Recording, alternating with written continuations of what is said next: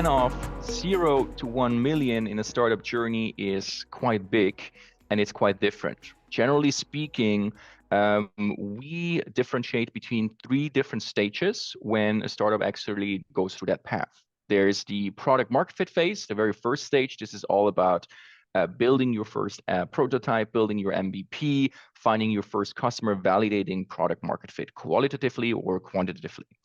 So that's the first and foremost most important goal when you start as a company. It's not about winning new clients or generating revenue. It's really about finding product market fit with your early customers, right? And that comes with its entire own set of challenges where I think Laura can share a lot about it, also from the technical aspect.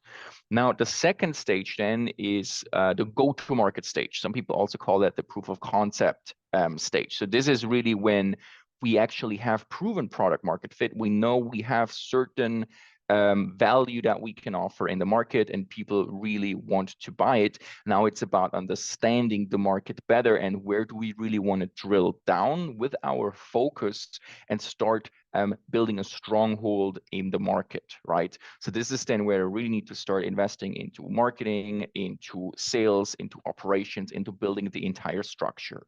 A lot of things then still happen manually, meaning it's founder-led sales, founder-led marketing. First, people come in and support you. Depending on the industry, this phase can stop a little bit before 1 million, but it can also go way above 1 million, right? Especially if you talk hardware companies.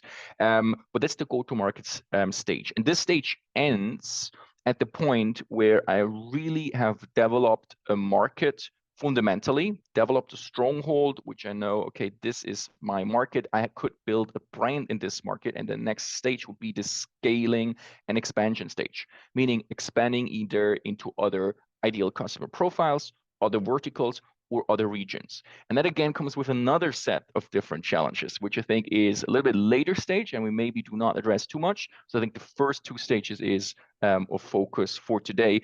And with that, I play the ball back to you, Laura, maybe tackling the first stage and the challenges there a little bit more specifically. I fully agree on everything you just said. And I think it's super important to be aware that you cannot do all of these things at once. You have to really make sure that you do this in a phased approach, and you really consider having product market fit and addressing one problem after the other. So have a lot of focus because you ask Regula for the challenges or the problems. And I see one of the problems is you're drowning. You're drowning in too many things. You have to do too many ideas. You can test out left and right, and then you're not doing anything right at the end, right? And I think there's I don't know how to say it in English, but there's a quote from an investor that says startups never die of starvation. They die of inability to digest everything, basically, right? So, and I think that's especially in the early phase where you don't have a lot of people on the team. You need to take care of almost everything by yourself. Focus, try to do one thing right, move on to the next.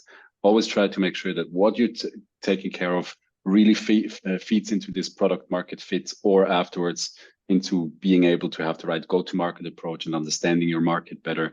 Don't do 5 things at the same time, and never spend too much money on any individual thing before you've proven that it's working, right? That can be your MVP technologically. That can be Google Ads on your scaling. That can be, I don't know. I've had that, people telling me, yeah, now I spent 20,000 on a newspaper ad and they told me it will be great. And I had 0 return and all my money is gone now. So never do these sort of things.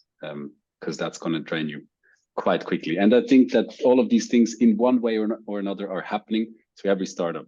You might be protecting yourself in one area, but in the next one, you might be doing a lightheaded decision or investing too much time or too little. So I think focus and not spending too much money on each part and really making sure you tick the boxes along the way.